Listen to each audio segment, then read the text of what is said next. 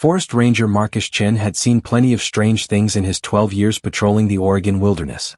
But when he spotted a lone foal standing motionless at the edge of a 200-foot cliff, something felt horribly wrong. Wild foals don't separate from their mothers. They don't stand alone on deadly precipices. And they definitely don't remain completely still while staring down into a ravine. When Marcus finally reached the foal and looked over that cliff edge to see what it was staring at, the discovery sent ice through his veins. What he found below wasn't just tragic, it was a life-or-death situation that would require every ounce of his training, courage, and a miracle to survive. Before we reveal what Marcus discovered, if you love intense true rescue stories that will keep you on the edge of your seat, subscribe now and hit that notification bell. You will not want to miss a single second of what happens next.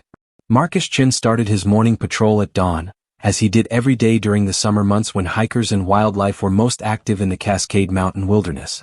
At 34 years old, Marcus had dedicated his adult life to wilderness conservation and search and rescue operations. He knew every trail, every canyon, every dangerous spot in his 50,000-acre territory. The morning started like any other, checking trail conditions, documenting wildlife sightings, ensuring campsites were clean and safe. But around 9:30 a.m. as Marcus hiked along the ridge trail near Eagles Point, a notorious cliff area with sheer drops ranging from 150 to 250 feet, he noticed something that made him stop dead in his tracks. About 200 yards ahead, silhouetted against the bright morning sky, stood a small figure at the very edge of the cliff. At first, Marcus thought it might be a deer or elk, but as he raised his binoculars, his stomach dropped. It was a foal. A wild Mustang foal, probably only 4 or 5 months old, standing completely alone at the cliff's edge. The young horse wasn't grazing, wasn't moving, wasn't doing anything a normal foal would do. It was simply standing there, perfectly still, staring down into the ravine below. Marcus's mind immediately went through the checklist of concerning factors. Wild foals never separated from their mothers. The maternal bond in wild horses was incredibly strong, especially during the first year of life. The fact that this foal was alone was already a red flag. But its behavior was even more disturbing.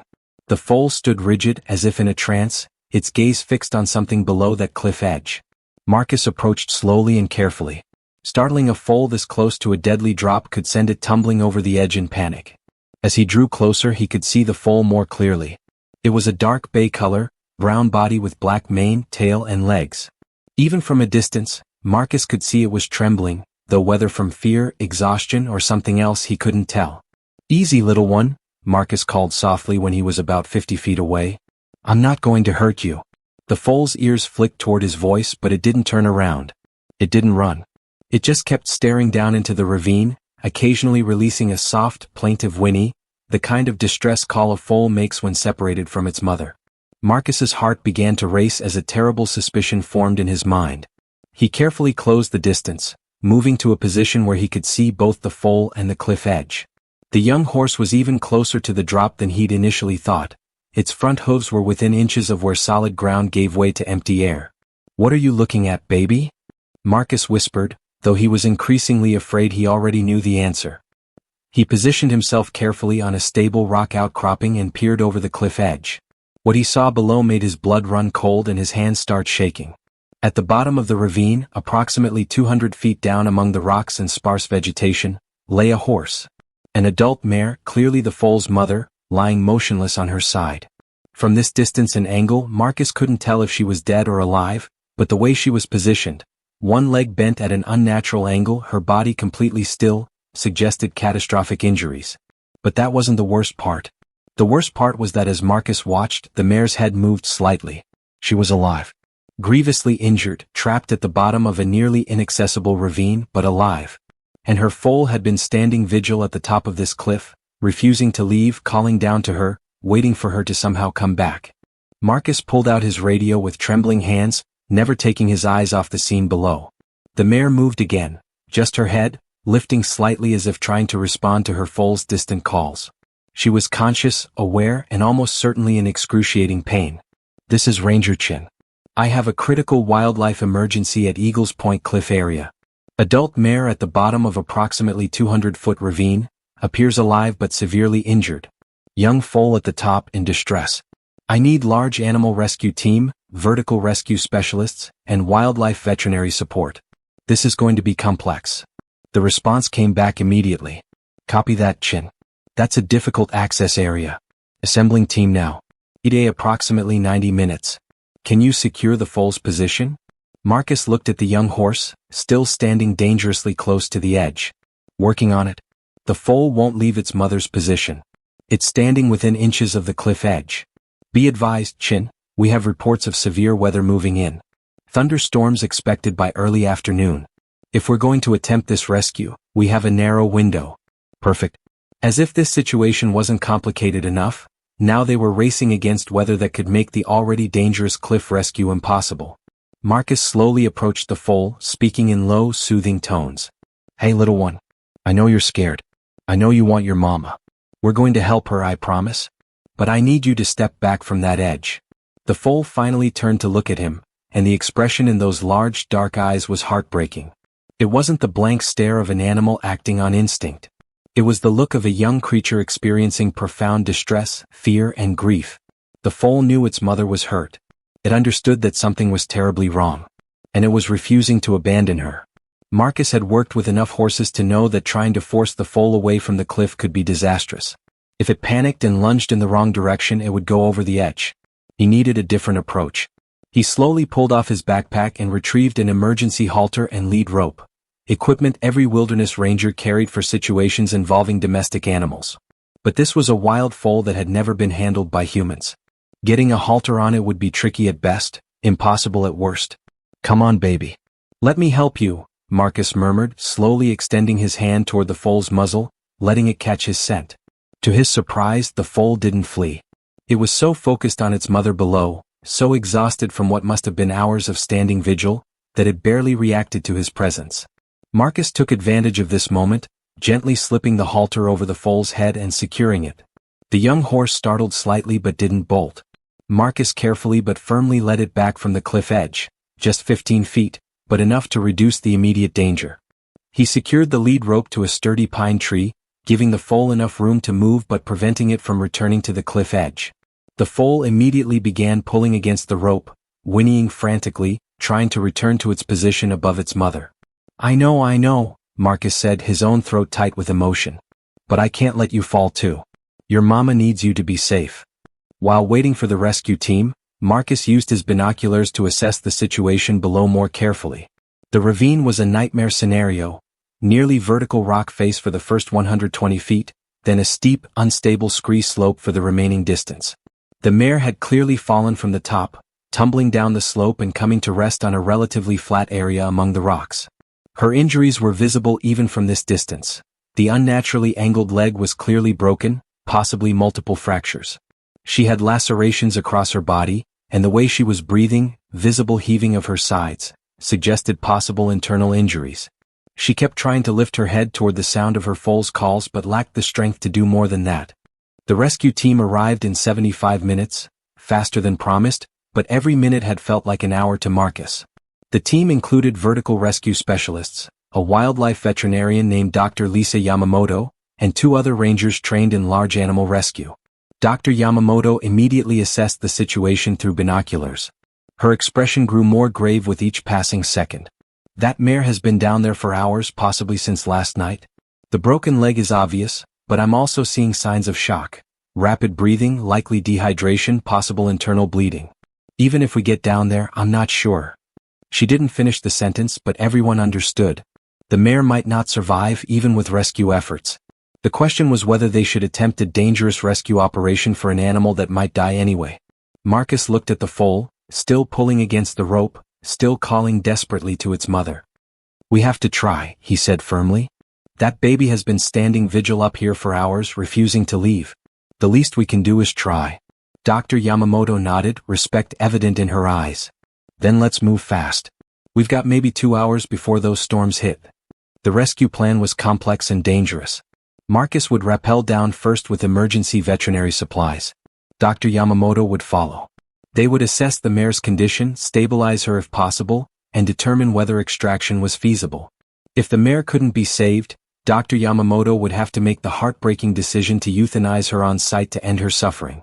Marcus had done vertical rescues before, but never for a 1,000-pound injured animal in a location this inaccessible.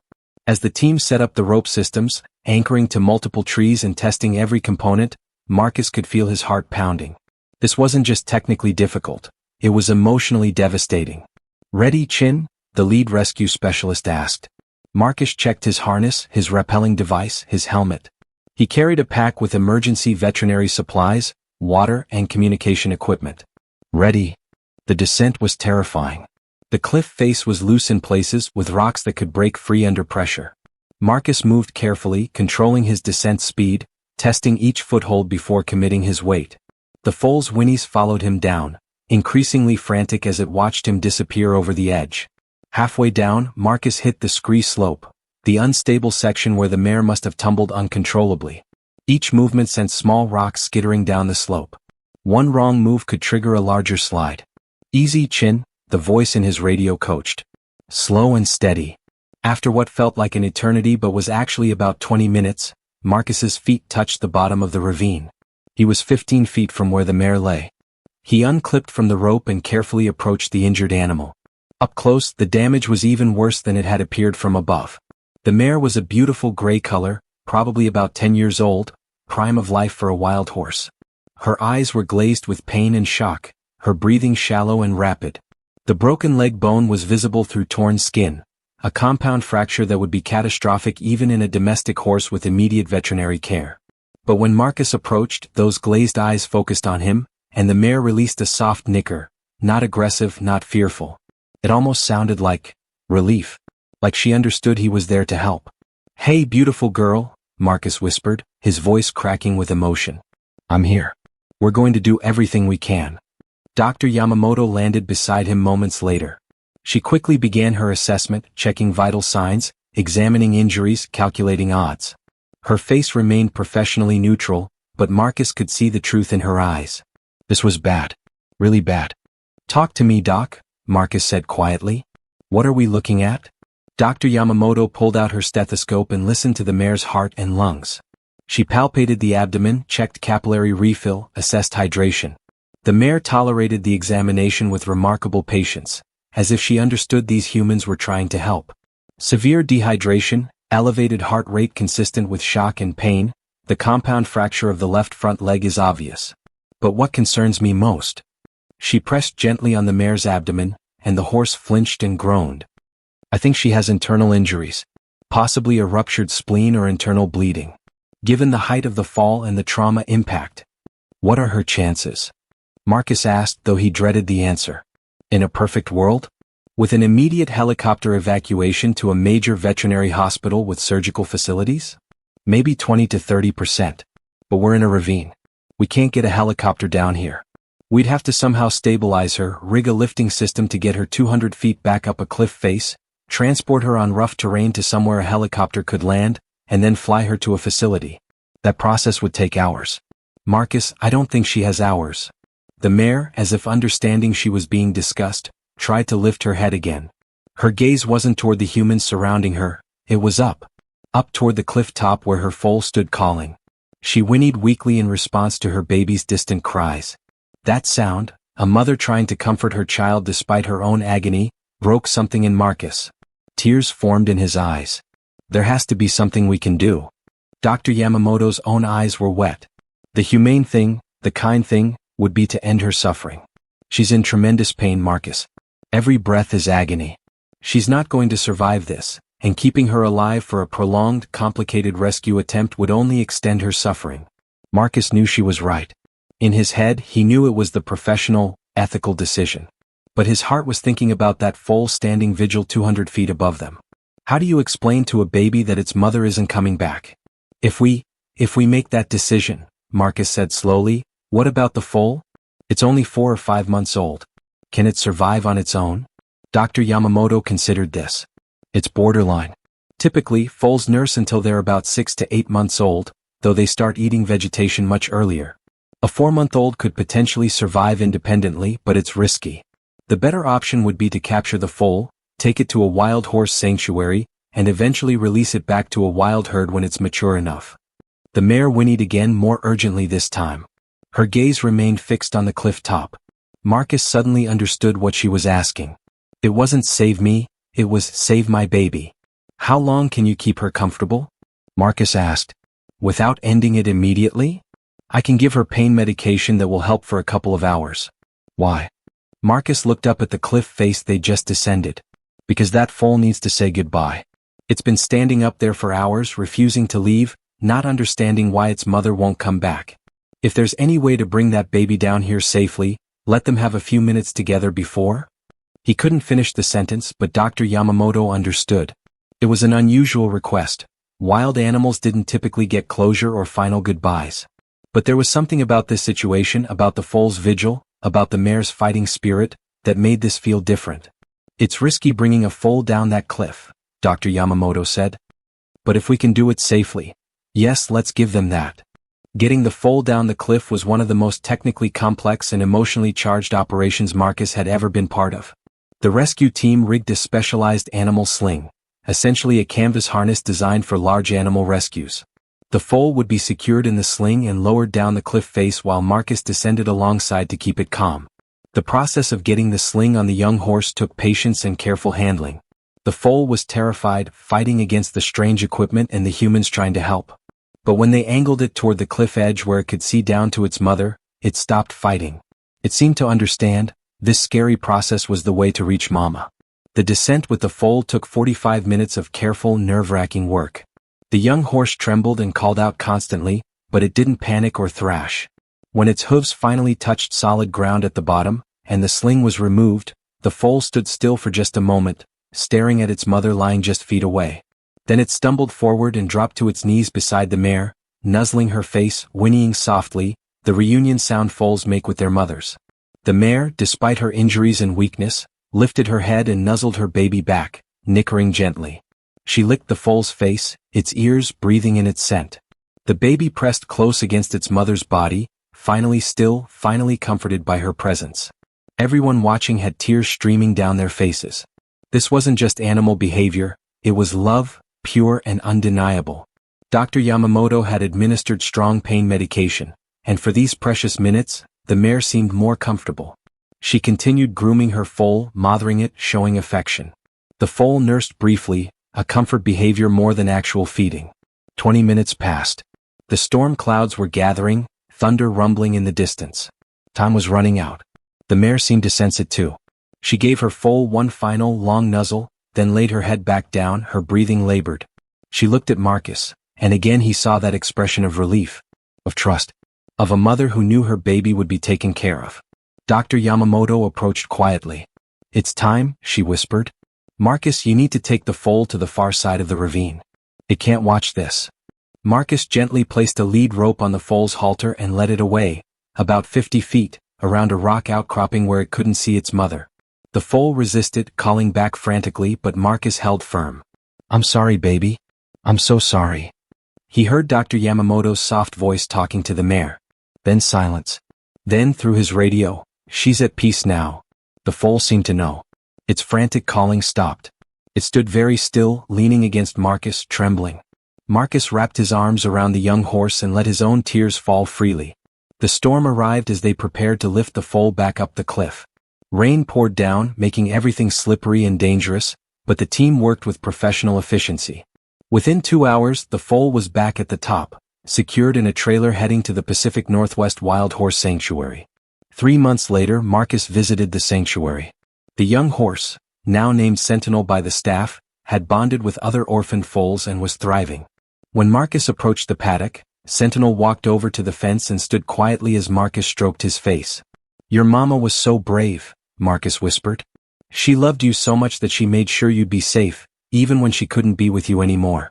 You're going to grow up strong and wild, just like she wanted. Sentinel nuzzled Marcus's hand, a gesture of recognition, of gratitude, of connection. 6 months after that, Sentinel was released back into the wild, joining a Mustang herd in Oregon's high desert. The young stallion adapted quickly, his mother's strength and intelligence evident in every movement.